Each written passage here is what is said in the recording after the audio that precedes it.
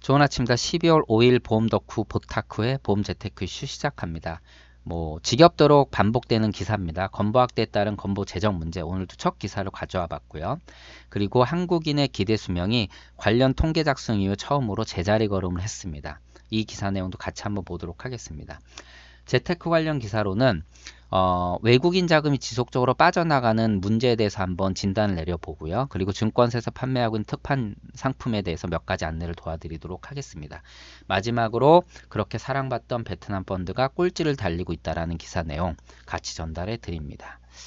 자, MRI, 코골이 검사, 초음파, 지속적으로 이야기를 했습니다. 건보가 확대가 되다 보니까 검사비나 이런 것들에 대한 부담이 적고 그러다 보니까 환자들이 병원으로 많이 오게 됩니다. 당연히 그러다 보니까 건보 재정은 어려워질 수밖에 없겠죠. 그런데 지난번 기사에서도 말씀드렸듯이 하고 싶은 얘기는 뭐냐면 바로 건보 확대를 통해서 어떻게 보면 보험사의 부담이 줄어들 수 있을 것으로 봤거든요. 당연히. 그럼에도 불구하고 되레 실손의료 보험에 대한 손해율이 올라가고 있다. 결국은 환자들이 많이 병원을 찾다 보니까 이 환자들을 대상으로 해서 과일 진료라든가 의료 쇼핑을 할 수 있는 그러한 것들이 시장에서 만들어지다 보니까 되려 비급여 진료 부분들이 많이 높아지고 이것이 결국은 보험금 청구로 이어지다 보니까 되려 실손의료 보험에 대한 부담이 적어져서 병원 보험료가 많이 올라가지 않거나 또는 떨어질 거라고 예상을 했는데 반대의 지금 현상이 나타나고 있다는 내용을 좀 전달해 드리려고 다시 또 기사 내용을 갖고 와봤습니다. 결국은 우리가 이제 우리가 좀 관심 가져볼 필요가 있는 부분은 그쪽에 초점을 좀 갖춰서 관심을 갖고 눈여겨볼 필요가 있어서 기사 내용을 또 한번 갖고 와봤고요. 그 1970년 관련 통계 작성 이후에 처음으로 태어난 아이의 이제 지금 태어난 아이가 기대명이 수명이 얼마나 되느냐 했을 때 82.7세로 전년과 동일하게 나타났다고 합니다. 이게 조금 특이사항은 있었죠. 그러니까 작년에 너무 추워가지고 노인 환자분들 중에 이제 폐렴으로 사망하는 환자들이 많이 늘어나면서 그래서 이것이 관련 통계 자료를 조금 바꿔놓은데 큰 영향을 미쳤다는 얘기죠.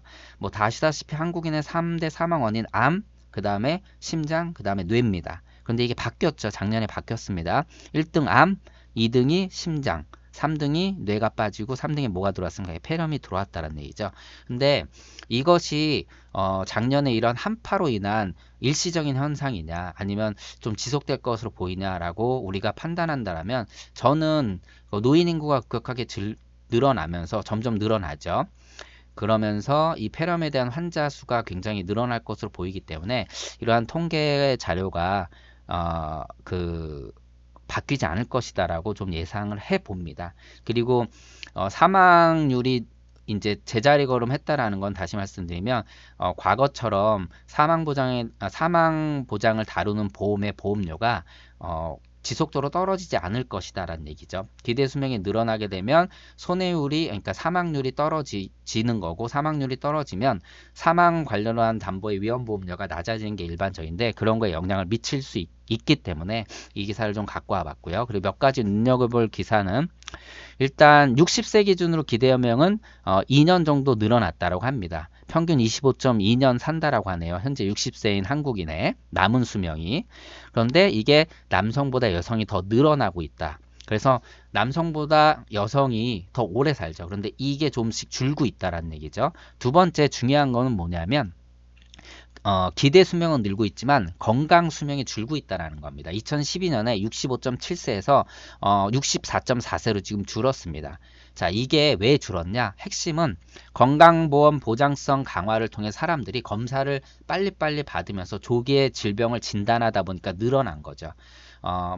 지금 보험장이 어렵다 여러 가지 얘기가 나오고 있지만 사실 고령화를 통한 그리고 이러한 건강 수명이 줄어드는 것을 통해서 보험시장은 분명히 더 큰 어떤 시장성을 분명히 가질 수는 있습니다. 그래서 이러한 부분들에 대한 통계 자료들은 보험료에 어떤 영향을 미치고 또 보험 영업시장에 어떤 영향을 미칠 수 있다라는 부분도 한번 살펴볼 필요가 있어서 기사를 좀 갖고 와봤고요.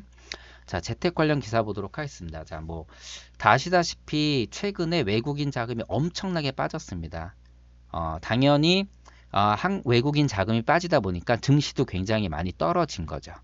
그 지수 하락률을 보면 한국이 2.9% 떨어졌는데 대만과 일본은 그 폭이 굉장히 작습니다. 엄청나게 차이가 나는데 왜 그랬냐 봤더니 대만이나 일본 증시 같은 경우는 되레 외국인이 엄청나게 매수를 했는데 한국인만 어마어마하게 매도를 했다라는 거죠. 11월에만 이렇게 큰 금액이 차이가 나는 걸 볼 수 있습니다. 결국은 자금이 빠지다 보니까 당연히 가격 하락으로 이어진 거죠. 지수 하락으로 이어진 건데 문제는 똑같은 수출국임에도 불구하고 수출로 먹고 사는 나라임에도 불구하고 한국만 유독 이런 현상이 나타나고 있다라는 것이죠. 과연 왜 그럴까?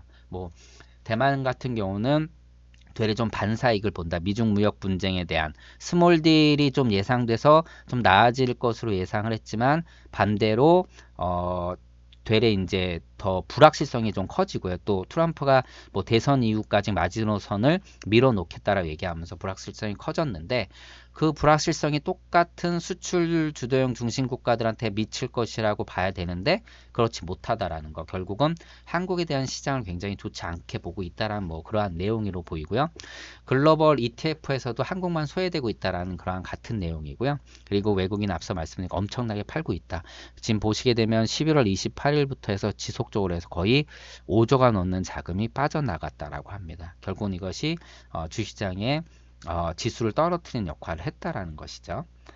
뭐 여러 가지 이유가 있겠지만 처음에는 그 MSCI 지수 조정에 대한 이벤트로 봤었는데 그리고 이게 좀 지나가면 나아질 것이다로 예상을 했는데 되레 똑같이 영향을 받았던 다른 그 국가들은 상관없이 한국만 이렇게 돌아오지 못하고 있는 상황이 지금 나타나고 있다라는 거죠. 그래서 단순히 셀 코리아에서 엑시트 코리아까지 가는 거 아니냐 그런 우려의 목소리가 나오고 있다라는 겁니다. 그리고 자본이 빠지다 보니까 당연히 달러가 이제 빠져나가면서 달러 대비 원화 값이 되레 거의 뭐 4% 넘게 지금 떨어지면서 이것도 굉장히 큰 좋지 않은 영향을 좀 미치고 있다라는 겁니다. 그래서 지금 그러한 문제점들 전문가들이 얘기를 하고 있는 거고 그래서 시장이 굉장히 좋지 않다라는 부분 그 전문가 이야기를 통해서 전달을 좀 해드리고 있습니다.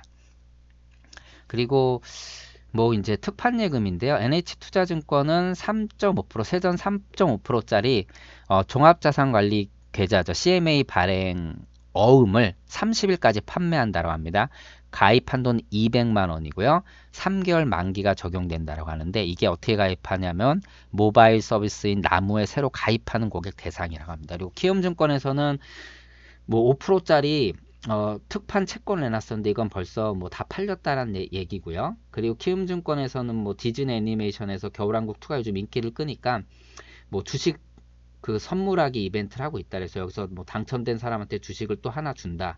뭐 이런 식으로 다양한 상품들이 좀 시장에 나타나고 나오고 있는데 이런 것들은 어차피 발품을 팔아서 지속적으로 봐야 됩니다. 그래서 딱 나올 때 지금 돈이 갈 곳이 없지 않습니까? 이러한 상품에 조금씩 투자해 놓으면 좀 더 나은 수익을 얻을 수 있다는 내용이고요.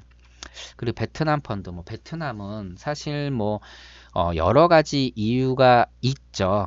여러 가지 이유가 분명히 있기 때문에 뭐 일단 미중 무역 전쟁에 대한 이제 반사이익 뭐 그래서 우리가 베트남 뭐라고 얘기했냐면 뭐 넥스트 차이나 포스트 차이나라고 얘기까지 하면서 중국에 있는 중국 공장들 인건비가 많이 늘어나고 그러면서 실제 이제 부담이 가중되다 보니까 공장들이 베트남으로 이동하고 있고 대한민국에 있는 공장들도 많이 이동을 하면서 그러한 이제 선순환 구조를 좀 많이 만들어냈다라는 거죠. 공장이 지어지면은 고용이 발생되고 고용이 발생이 되면은 당연히 이것이 이제 그 소비로 이어지면서 선순환 구조를 만들어내고 있고 그리고 또 제도가 굉장히 중요하죠. 그래서 외국인 주식 이 지분을 100%까지 올리면서 시장을 확대하는 그러한 정책을 또 정부도 폈고요.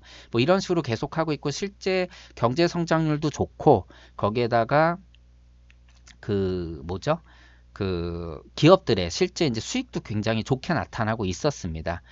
그런데 뭐 실제 최근에 보니까 해외 펀드 중에 지금 베트남 펀드 23개 평가해 보니까 꼴찌였습니다. 4.86%. 그리고 최근 3개월까지는 또 마이너스였어요. 그러다 보니까 뭐 중국 펀드, 글로벌 펀드 이런 그 해외 펀드에 비해서 베트남이 그냥 비교해 보면 거의 뭐 망가진 상태에 있다라는 것이죠. 그리고 실제 VNG 베트남 이제 호찌민 지수 같은 경우가 8.0%밖에 오르지 못했다라는 거. 그 원인을 보니까 결국은 달러 강세 때문에 이러한 영향이 좀 펼쳐졌다. 이렇게 이제 결국 미중 무역 전쟁 여파랑 달러 강세 때문에 이런 영향이 좀 미쳐졌다라고 하는데 단기적으로는 그렇지만 장기적으로 이 부분도 얘기할 필요가 있네요. 뭐 100%까지 외국인 지분을 확대할 수 있었지만 일부 이제 어떤 기업들은 아직도 49% 제한을 두고 있다라 해서 외국인이 살 수 있는 종목에는 되레 프리미엄을 붙다 보니까 비싼 가격을 주고 사다 보니까 차익을 실현하는 게 쉽지 않다. 뭐 이렇게 얘기가 나왔는데 결국은 내년에 이런 확대를 좀 늘릴 거고 경제 성장률 7% 전망되고 기업들은 꾸준한 이익 내고 있고 그리고 PMI 지수가 50 이하로 떨어진 적이 한 번도 없다라고 합니다. 그리고 밸류에이션 그러니까는 그 지수에 대한 밸류에이션도 지금 좀 낮게 형성이 됐다 보니까 앞으로는 좋아질 것이다. 그래서 뭐 신흥국들에 투자할 때는 모르겠습니다. 뭐 그 펀드를 어떻게 이제 접근하실지는 모르겠지만 전 뭐 늘 얘기하듯이 좀 신흥국들은 좀 장기적으로 봐야 된다라고 해서 뭐 베트남은 우리나라의 1980년대 구매력 정도를 갖고 있고 그 당시에 대한민국 시장을 보고 좀 장기적으로 접근하면 좋겠다라고 얘기를 하고 있는데 현재 베트남 시장이 그렇게 사랑을 받고 좋지 않은 상황이 왜 왔는지 그리고 미래는 그럼 어떨 것인가라고 봤는데 어, 긍정적으로 좀 보고 있다라고 해서 여기 지표에 잘 나타나고 있습니다. 그래서 어, 지금 떨어졌다라고 해서 너무 저기 하지 마시고 조금 더 지켜보면 나아질 것으로 이제 전문가들이 좀 보고 있습니다.